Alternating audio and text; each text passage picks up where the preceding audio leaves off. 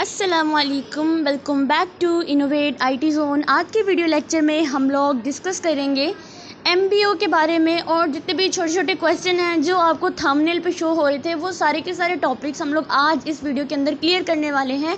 और हमारे principle of management में ये कुछ ऐसे टॉपिक हैं जो हमारे आउटलाइन में बहुत अंदर तक डीपली तक जाकर देखें तब मिलते हैं, लेकिन अगर पास पेपर खोल के देखें तो या गेस्ट पेपर देखें तो उनमें ये मोस्टली आए हुए हैं। तो एमबीओ के बारे में अगर मैं आपको बताऊं तो इसका मतलब होता है मैनेजमेंट बाय द ऑब्जेक्टिव, यानी MBO stand for the management by objective. इसका मतलब होता है कि मैनेजमेंट और जो एम्प्लॉयज़ ये मिलकर स्पेसिफिक ऑब्जेक्टिव सेट करते हैं जो कंपनी को ओवरऑल गोल्स के साथ अलाइंड होते हैं। ठीक है, यानी कंपनीज के गोल को अचीव करने के लिए मैनेजमेंट और जो एम्प्लॉयज़ होते हैं वो मिलकर कोई ना कोई स्पेसिफिक ऑब्जेक्टिव्स को सेट करते हैं। इस चीज़ को हम बोलते हैं एमबीओ। हर एम्प्लॉय को उनकी रिस्पॉन्सिबिलिटीज़ के हिसाब से ही गोल्स दिए जाते हैं और उन्हें मॉनिटर किया जाता है कि वो कैसे अचीव हो रहे हैं। जैसे अगर मैं आपको यहाँ पे एक रियल लाइफ एग्जांपल बताऊँ तो एक कंपनी ने अपने सेल्स डिपार्टमेंट के एम्प्लॉयज़ के लिए एक गोल सेट किया है कि 3 महीना में वो 20% की इंक्रीज़ करे, सेल्स जो है वो इंक्रीज़ करेंगे। तो हर एम्प्लॉय को अपने टारगेट दिया गया है और परफॉर्मेंस को रिव्यू किया गया है कि वो 1 महीना के अंदर 20% तक सेल्स करेंगे। ये कंपनी ने टारगेट किया हुआ है। ठीक है, तो मैनेजमेंट और एम्प्लॉयज़ एक ऐसा प्रोसेस जहां मैनेजमेंट और एम्प्लॉयज़ जो है वो जॉइंट होकर काम करते हैं सिर्फ अपने ऑब्जेक्टिव को सेट करने के लिए, कंपनीज के ओवरऑल गोल्स को अचीव करने के लिए एक दूसरे के साथ अलाइन किए जाते हैं। इस चीज़ को हम लोग एमबीए कहते हैं। तो यहाँ पे हर पॉइंट में आपको 3 इंपॉर्टेंट पॉइंट्स नजर आएंगे। एक है डेफिनेशन, एक उनका फोकस और एक उनकी एग्जाम्पल। ठीक है, इसी तरह से नेक्स्ट हम लोग डिस्कस करेंगे smart. Smart stand for the specific, measurable, achievable, relevant and time bound. यानी ये क्या है, ये एक फ्रेमवर्क है जो इंश्योर करते हैं कि हर गोल क्लियर, ऑब्जेक्ट अचीवेबल और मेजरेबल हो। गोल की स्पेसिफिक यानी क्या अचीव करना है, मेजरेबल कितना अचीव करना है, अचीवेबल जो किस कंडीशन तक मुमकिन हो सके हमें उसे अचीव करना है, रेलिवेंट जो हमारी ऑर्गेनाइजेशन के लिए इम्पोर्टेंट हो, और टाइम बाउंड यानी एक स्पेसिफिक टाइम में वो अचीव हो। इस चीज़ को हम लोग बोलते हैं ये मेजरेबल होता है।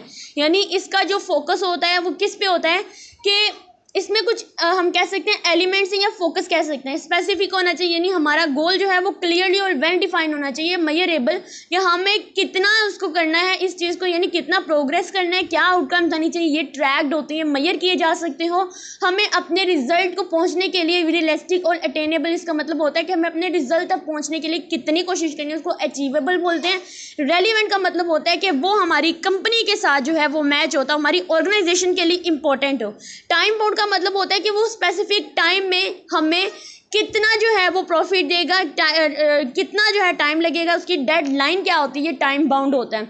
जैसे अगर मैं एग्जांपल बताऊं तो यहाँ पे अगर आपका गोल हो सकता है कि 6 महीने में आपने 10 नए क्लाइंट्स लाने हैं, तो ये स्पेसिफिक, मेजरेबल और अचीवेबल, रेलिवेंट और टाइम बाउंड होता है। ठीक है, यहाँ पे आपको स्पेसिफिक जो है वो क्लाइंट्स लाने ही लाने हैं। नेक्स्ट हमारे पास है पिस्टल, यानी P stand for the political, E stand for the economic, S stand for the social, T stand for the technology, L stand for the legal and E stand for the environment. यानी pistol क्या है, एक tool है जो organisation को external environment के influences समझने में हेल्प करता है। इसमें 6 इंपॉर्टेंट फैक्टर्स इंक्लूड हैं, political, economic, social, technological, legal and environment. ठीक है, तो सबसे पहले तो अगर मैं आप लोगों को यहाँ एक्सप्लेन कर दूँ, पॉलिटिकल मतलब जो गवर्नमेंट पॉलिसीज़ और रेगुलेशंस होते हैं उसको एक्सप्लेन करता है। इकोनॉमिक्स मतलब जो मार्केट कंडीशंस या इन्फ्लुएंसेस होते हैं उनको एक्सप्लेन करता है। सोशल मतलब सोशल ट्रेंड या जो भी डेमोग्राफिक्स होती है उनसे रेलिवेंट होता है। टेक्नोलॉजिकल एडवांसमेंट जो आती है उससे रेलिवेंट हमारा टेक्नोलॉजिकल होता है, यानी टेक्नोलॉजिकल जो बिजनेस को इफेक्ट नहीं करते हैं वो सारी टेक्नोलॉजीज। इसके बाद लीगल आता है। लीगल मतलब जितनी भी हमारे पास laws and regulations affecting business होते हैं उनको। एनवायरनमेंट यानी इकोलॉजिकल एंड सस्टेनेबल फैक्टर्स, यानी जितने भी इन्वायरमेंटल यानी माहौलियाती असरात हैं और जो भी सस्टेनेबल प्रैक्टिसेस होती हैं उनसे रेलिवेंट होता है ये। जैसे अगर यहाँ पे इसकी एग्जांपल को एक्सप्लेन किया जाए तो इसकी एग्जांपल यह कि एक कंपनी जब नया प्रोडक्ट को लॉन्च करना चाहती है तो वो इन फैक्टर्स को एनालाइज करती है ताकि समझ सके कि वो प्रोडक्ट मार्केट में कैसे रिएक्ट करेगा। उसके बाद हमारे पास आता है स्वॉट यानी strengths, weakness, opportunities and threats. ये एक टूल है, स्वॉट एनालिसिस इसके बारे में पास पेपर में मोस्टली पूछा गया है। तो ये हमारे पास एक टूल होता है जो बिजनेस को अपनी स्ट्रेंथ, उसकी वीकनेस, उसकी अपॉर्चुनिटी, उसके थ्रेट को समझने में हेल्प करती है। तो आइए इनको भी हम लोग डिस्कस करते हैं। सबसे पहला होता है स्ट्रेंथ, यानी वो चीज़ें जो कंपनी को एडवांटेजेस देती हैं। वीकनेस यानी इंटरनल लिमिटेशन, जितनी भी कमज़ोरियां जो कंपनी के पीछे रखती हैं उसको। अपॉर्चुनिटीज़ यानी जितने भी मौके जो कंपनी के ग्रोथ में हेल्प करते हैं, जो अपॉर्चुनिटीज़ आती हैं उनको फॉलो करना। थ्रेट्स वो एक्सटर्नल चीज़ें जो कंपनी के रिस्क में डाल देती हैं। थ्रेट्स होता है ना जो कोई रिस्की होती हैं, जितने भी एक्सटर्नल रिस्क या चैलेंजेस होते हैं। जैसे आप अपनी कंपनी को स्वॉट एनालिसिस करते हैं ताकि जान सके कि आपके पास क्या रिसोर्सेज हैं, किस चीज़ में आप कमज़ोर हैं, कैसी ग्रोथ कर सकते हैं और कौन से एक्सटर्नल रिस्क हैं जिनसे आप बचने की कोशिश कर सकते हैं। अगर आपने स्वॉट एनालिसिस रखी है, अपने बिजनेस को स्टैब्लिश करना चाहते हैं, अपनी कंपनी को आइडेंटिफाई करना चाहते हैं, देन ये वाले आप लोगों ने जो पॉइंट्स हैं इनको लाजमी माइंड में रखना है। उसके बाद आता है KPI यानी की प्रेफरेंसेस इंडिकेटर्स। KPIs जो होते हैं ये बेसिकली मेजरेबल मैट्रिक्स होते हैं जो कंपनीज या एम्प्लॉयज़ जितने भी होते हैं उनकी परफॉर्मेंस को एवेलुएट करते हैं। अब हर कंपनी अपने लिए अलग अलग KPI सेट करती है जो उसके गोल्स के हिसाब से रेलिवेंट होती है। की परफॉर्मेंस इंडिकेटर्स यानी ऐसे की फैक्टर्स होते हैं उनकी परफॉर्मेंस के लिहाज से अपने लिए जो कंपनी गोल सेट करती है उसको हम KPIs कहते हैं। ठीक है, अपने गोल्स को अचीव करने के लिए वो इन KPIs को सेट करती है। जैसे सेल्स टीम की KPI हो सकती है कि मंथली सेल्स टारगेट क्या होगा। अगर उनका टारगेट 100 प्रोडक्ट बेचना है और वो 80 प्रोडक्ट बेचते हैं तो KPI शो करेगा कि वो टारगेट से 20% नीचे है, अपने की परफॉर्मेंस से वो थोड़ा नीचे हैं, तो वो ज़्यादा मेहनत करेंगे उसको, यानी KPIs को ज़्यादा अच्छी तरह से वो सेट कर सकेंगे। उसके बाद आता है FIFO यानी फर्स्ट इन फर्स्ट आउट। तो FIFO जो है ये एक इन्वेंट्री मैनेजमेंट मेथड होता है, ठीक है, जो कहते हैं कि जो आइटम्स पहले वेयर हाउस में आया है वो पहले सेल किया है या यूज़ किया जाएगा, यानी जो पहले आएगा वो पहले जाएगा। जो आइटम्स या जो प्रोडक्ट कंपनी में पहले आएगी उसको हम पहले सेल करेंगे या उसको हम पहले यूज़ करेंगे। जैसे ग्रॉसरी स्टोर में जो पहले वाले फ्रूट्स और वेजिटेबल्स आए हैं तो उन्हें पहले भेजा जाता है ताकि फ्रेश आइटम्स बाकी रहें और वेस्ट को कम हो। उसके बाद आता है TQM यानी टोटल क्वालिटी मैनेजमेंट। तो हमारे पास जो TQM होता है ना, ये एक ऐसा हमारे पास मैनेजमेंट अप्रोच होती है जिसमें हम ऑर्गेनाइजेशन के हर डिपार्टमेंट और हर लेवल पर क्वालिटी को इम्प्रूव करने पर फोकस किया जाता है। इसके कई मेन फोकस कस्टमर सेटिस्फेक्शन होता है, यानी इसका जो मेन फोकस होता है वो यही होता है कि हमारा जो कस्टमर है वो सेटिस्फाई हो इससे, क्योंकि टोटल क्वालिटी मैनेजमेंट होते हैं कि जितनी भी हमारे आइटम्स की, हमारी प्रोडक्ट की क्वालिटी है उसको इम्प्रूव करने पर फोकस किया जाता है और इस चीज़ पर फोकस किया जाता है कि हमारा जो कस्टमर है वो इस चीज़ से सेटिस्फाई हो। जैसे अगर एक मैन्युफैक्चरिंग कंपनी ने TQM अप्रोच अपनाई है ताकि हर प्रोडक्शन जो होती है वो स्टेप में क्वालिटी को इंश्योर करे, तो हर एम्प्लॉय की रिस्पॉन्सिबिलिटी बनाएगा कि वो अपने काम में क्वालिटी चेक करें। उसके बाद होता है BSC यानी balance secure score card. Balance score card जो भी स्कोर कार्ड, ठीक है, स्कोर्स मतलब होता है ना कि हम लोग कोई भी मेजर करते हैं वो जिस चीज़ को हम स्कोर बोलते हैं। तो ये क्या है, एक मैनेजमेंट टूल होता है जो कंपनी की परफॉर्मेंस को 4 मेन एरियाज में ट्रैक करता है। जैसे हमारे पास एक आता है फाइनेंशियल, एक होता है कस्टमर, एक होता है इंटरनल प्रोसेस और एक होता है हमारे पास लर्निंग एंड ग्रोथ। ठीक है, फाइनेंशियल का मतलब होता है कंपनी की फाइनेंशियल परफॉर्मेंस क्या है। कस्टमर का मतलब होता है कस्टमर सेटिस्फैक्शन और लॉयल्टी क्या है। इंटरनल प्रोसेस कि कंपनी का इंटरनल प्रोसेस कितना एफिशिएंट है। लर्निंग एंड ग्रोथ यानी एम्प्लॉय डेवलपमेंट और इनोवेशन।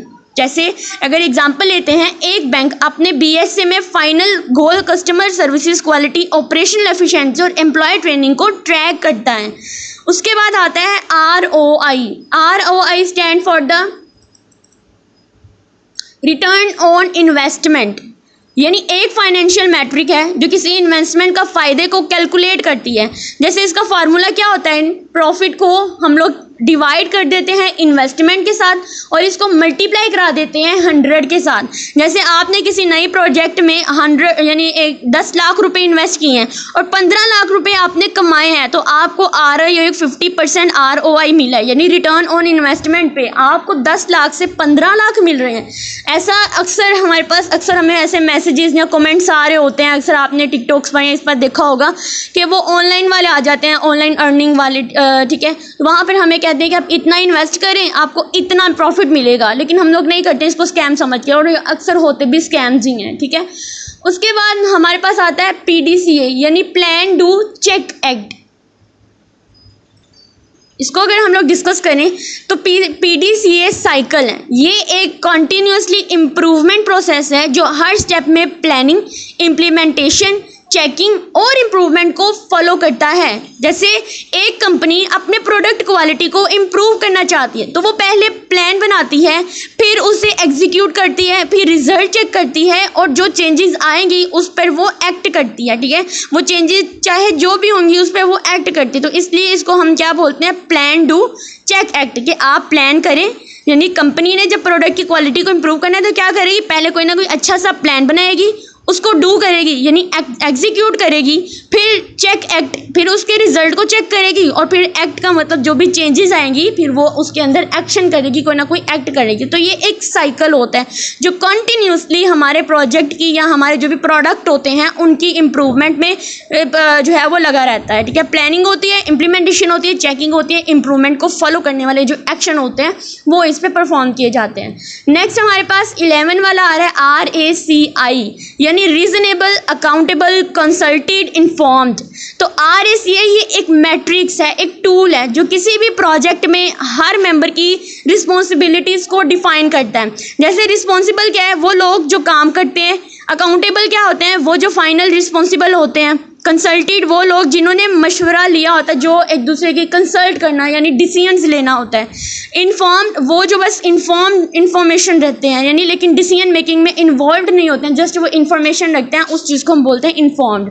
फॉर एग्जांपल अगर आप एक प्रोजेक्ट में हर मेंबर को RACI चार्ट बनाते हैं ताकि क्लियर हो सके कि किसके क्या क्या रूल है, यानी हर मेंबर को आप ये जो है एक चार्ट बना कर देते हैं। उसके बाद 12 वाला पॉइंट आता है जिसमें आता है ग्रो यानी goal, reality, options and will. Goal model है, काउचिंग जो काउचिंग होती है उसमें यूज़ किया जाता है, जिसमें पहला गोल सेट किया जाता है, फिर करंट रियलिटी को समझा जाता है, फिर ऑप्शंस होते हैं यानी ऑप्शंस एक्सप्लोर की जाती हैं और फिर वेल डिसाइड किया जाता है कि कैसे गोल अचीव करना है। जैसे एक एम्प्लॉय अपने कैरियर गोल को अचीव करने के लिए ग्रो मॉडल को फॉलो करता है ताकि वो अपने गोल्स को क्लियर और स्ट्रक्चर तरीके से हासिल कर सके। यानी पहले गोल को सेट करते हैं, फिर उसको जो करंट रियलिटी है उस पर समझता है, फिर उस पर डिफरेंट ऑप्शन को एक्सप्लोर करता है और फिर एंड पे डिसाइड करेगा कि वो किस में से कौन से ऑप्शन को सिलेक्ट करके अपने गोल को अचीव करेगा जो अभी रियलिटी बेस्ड है, ठीक है। तो ये काम था हमारा ग्रो में। उसके बाद हमारे पास आता है CBA यानी कॉस्ट बेनिफिट एनालिसिस। तो CBA का मतलब होता है, ये बेनिफिट एनालिसिस एक डिसीजन मेकिंग टूल होता है जिसमें किसी प्रोजेक्ट या डिसीजन की कॉस्ट और बेनिफिट्स को कंपेयर किया जाता है ताकि ये समझ सकें कि प्रोजेक्ट जो है वो प्रॉफिटेबल होगा या नहीं। यानी आप एक नए प्रोडक्ट को लॉन्च करने का प्लान बनाते हैं तो आप CBA करते हैं ताकि समझ सकें कि इसको लॉन्च करना प्रॉफिटेबल होगा या नहीं। उसके बाद आता है VSM यानी वैल्यू स्ट्रीम मैपिंग। तो वैल्यू स्ट्रीम मैपिंग अगर हम समझें तो एक प्रोसेस है जो हर स्टेप में वैल्यू को मैप करता है ताकि प्रोसेस में जो वेस्ट है उसको एलिमिनेट किया जा सके। जैसे एक फैक्ट्री में अपनी प्रोडक्शन प्रोसेस में हर स्टेप को मैप करती है ताकि वो समझ सके कि कौन सा स्टेप में ज़्यादा टाइम या कौन से टाइम में ज़्यादा रिसोर्सेज वेस्ट हो रहे हैं। उसके बाद आता है SOOP यानी स्टैंडर्ड ऑपरेटिंग प्रोसीजर्स। ये एक रिटन डॉक्यूमेंट होता है जो किसी स्पेसिफिक टास्क या प्रोसेस को परफॉर्म करने के स्टेप्स डिफाइन करता है ताकि प्रोसेस को कंसिस्टेंटली और एफिशिएंटली किया जा सके। जैसे एक रेस्टोरेंट अपने किचन में सोप बनाता है, पूरा डॉक्यूमेंट बनाता है ताकि हर कुक को पता होकर हर डिश को कैसे बनाया जाए ताकि क्वालिटी मेंटेन रहे। उसके बाद आता है हमारे पास CRM CRM का मतलब होता है कस्टमर रिलेशनशिप मैनेजमेंट। एक सिस्टम होता है ना जो कंपनीज को अपने कस्टमर के साथ इंटरेक्शन मैनेज करने में मदद करता है। इसका मेन गोल क्या होता है? कस्टमर रिटेंशन और सेटिस्फेक्शन को इंक्रीज करना होता है। ठीक है, जैसे एक टेलीकॉम कंपनी अपने CRM सिस्टम में हर कस्टमर की प्रेफरेंसेस और इश्यूज को ट्रैक करती है ताकि वो उन्हें बेहतर सर्विसेज दे सके। उसके बाद हमारे पास आई थिंक लास्ट वन है जो कि है ERP, जिसको हम बोलते हैं एंटरप्राइज रिसोर्सेज प्लानिंग। ये एक इंटीग्रेटेड सॉफ्टवेयर सोल्यूशन होता है जो कंपनी के सारे डिपार्टमेंट को एक सेंट्रलाइज सिस्टम में मैनेज करता है। इसमें फाइनेंस, HR, इन्वेंट्री मैनेजमेंट सब इंक्लूड होते हैं। जैसे एक manufacturing company ERP software use करती है ताकि उसके फाइनेंसी, उसकी इन्वेंट्री, उसकी प्रोडक्शन डिपार्टमेंट के साथ साथ एफिशिएंट काम कर सके। तो ये सारी की सारी टर्म आपको जितने भी मैनेजमेंट और बिजनेस प्रोसेस होते हैं उनको अंडरस्टैंड करने में हेल्प करती है। और अगर इससे रेलिवेंट कोई भी शॉर्ट क्वेश्चन आते हैं या आपसे पूछ सकते हैं कि मैनेजमेंट और बिजनेस प्रोसेस को में कौन कौन से पॉइंट इंक्लूड है, तो आप इसमें से कोई से भी 5-6 उठाकर जो है वो लिख सकते हैं। और होप सो ये लेक्चर आप लोगों के लिए हेल्पफुल रहा होगा। वीडियो अच्छी लगी हो वीडियो को लाइक करें और चैनल को सब्सक्राइब करें। Thank you.